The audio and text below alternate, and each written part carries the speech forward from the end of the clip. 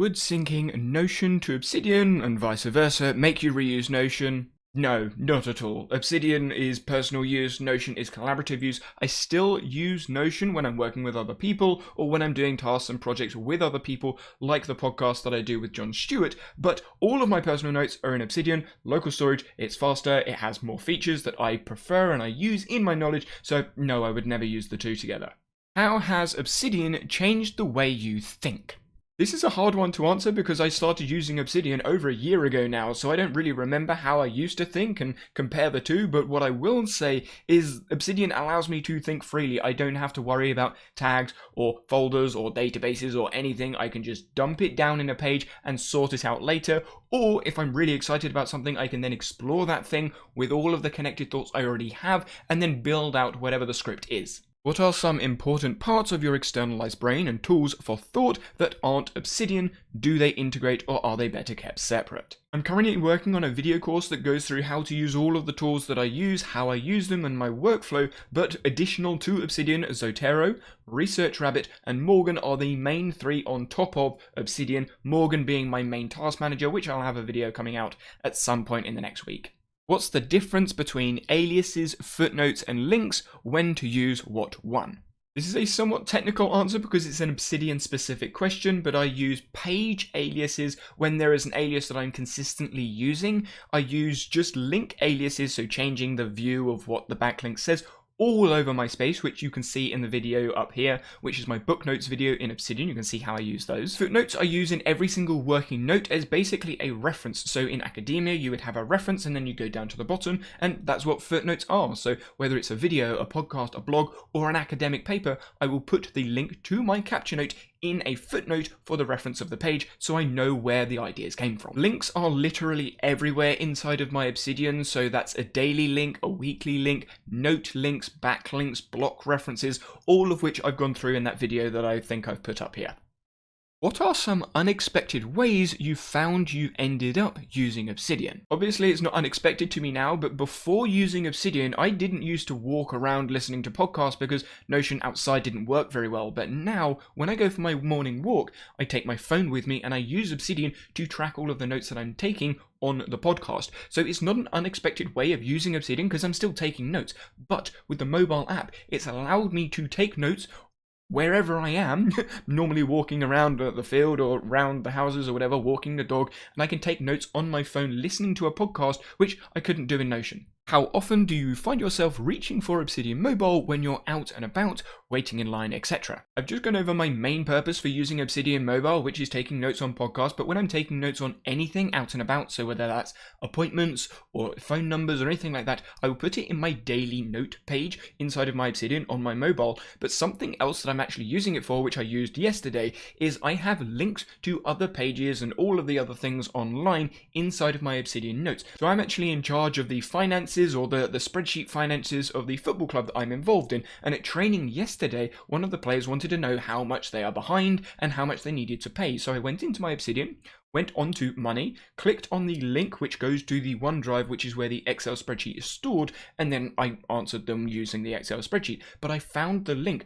through my Obsidian notes. What tech-agnostic fundamentals of Obsidian do you feel will still be serving you well in whatever second brain you'll be using 10 years from now, and what do you think will fade away or significantly change? I would probably say the emergence of concepts, topics, and ideas inside of my notes is what I'm going to take forwards everywhere. Now, previously that was in the constraints-led approach of coaching, skill acquisition. That's my background in sports coaching, and bringing that into knowledge management and using Zettelkasten. It's not Zettelkasten, I explained why over there, but I'm sort of using Zettelkasten or systems theory to understand where the emergence of my ideas come from. I will certainly be bringing that wherever my second brain goes. And things are fading and changing all the time, which is why I have the Internet Academic series that I've started on the channel. The first video was the video that I linked earlier with that icon, because my system is always changing, plugins are being added, features are being taken away, so there's so many things that I can't really answer that one. Were there moments when you felt that Obsidian just distracted your learning instead of supporting it? Isn't it better to use pen and paper and draw to gain a deep understanding, or something instead of using the Obsidian structure?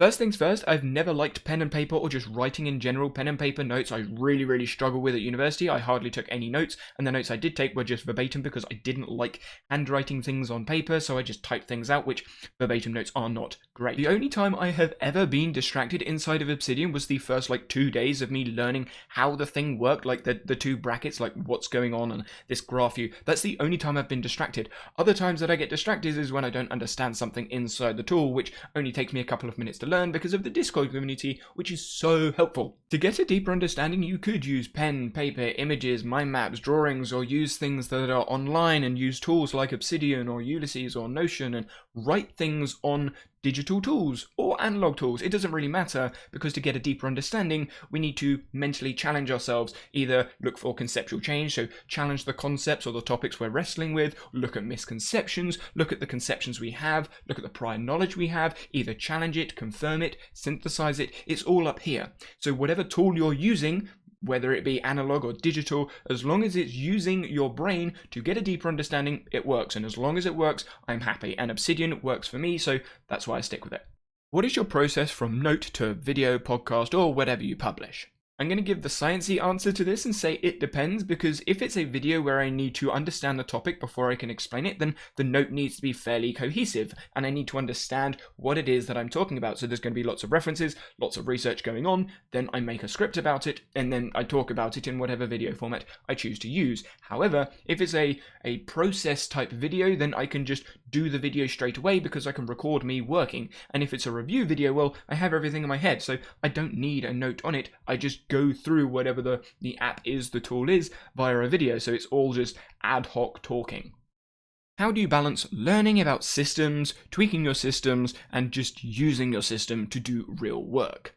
I very rarely tweak or actually add anything to the system. I do lots of testing, sort of like have a look at that plugin, see if this works here, but I very rarely actually add it to my workflow because there is a very high bar for it to be added. If it's going to benefit me, it will be added. If it's not, then I just skip it. But I still take a look. Then when it comes to learning about systems, well, my research is focused on learning how to learn, learning how to research, and how we can learn, whether that's motor skills or cognitive skills, cognitive learning, motor learning, and that is my research anyway, so I can apply everything that I'm learning into my own learning habits. So I'm kind of like my own coach.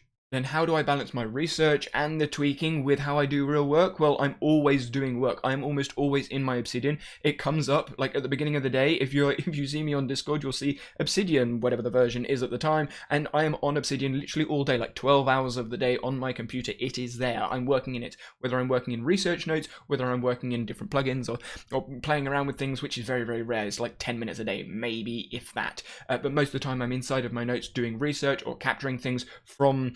I pointed to my other screen, from videos or podcasts or articles or whatever it is. I'm inside of my notes, so I'm always doing real work. Do you continually tweak as you go, or do you go through cycles of significant tweaks and then calm? To answer this question and add on from my answer to the previous question, I do have some cycles. They're not planned, they're very much ad hoc, but when there is a new plugin that comes in, I see how it's going to change my workflow. Or if I see something in the community, a way someone is working, whether that's from a video or a podcast or wherever the exposure has been, I will explore different things, but most of the time I stay the same. The only time I really make big changes is if a big plugin, a big feature update, or a big app update comes in, and then I see what's going on and what's changed in the landscape. I would probably say the last biggest change I made was over a year ago when I moved to Obsidian. What is your writing routine? When you open Obsidian, do you know what you're going to write, or do you browse your notes and pick whatever you want? What is your advice if you don't have a project in mind? Now, this comment came from my Discord server, and we actually explored this question quite heavily, but what I would say is find a project or make a project for you to research. So what I do is I have loads of different notes that I could be working on, and I make one of them either the project of the day, the project of the week, or have a theme of research for the week that notes can relate to. So if I'm looking at, for example, Dunning-Kruger effect, I will look at loads of videos about the Dunning-Kruger effect, and each of those capture notes will then be put into the Dunning-Kruger working note. And And all of those notes can then be processed and worked on as I go throughout the week, because that's the theme of the week. That is my project inside of my notes. It could be a massive project, like this is what this person's PhD thesis is and I'm going to explain it or understand it, or I'm going to understand the free energy principle. Or it could be really small and just be like the Dunning-Kruger effect or the expertise reversal effect or something like that. I would set myself a project and work my notes through there.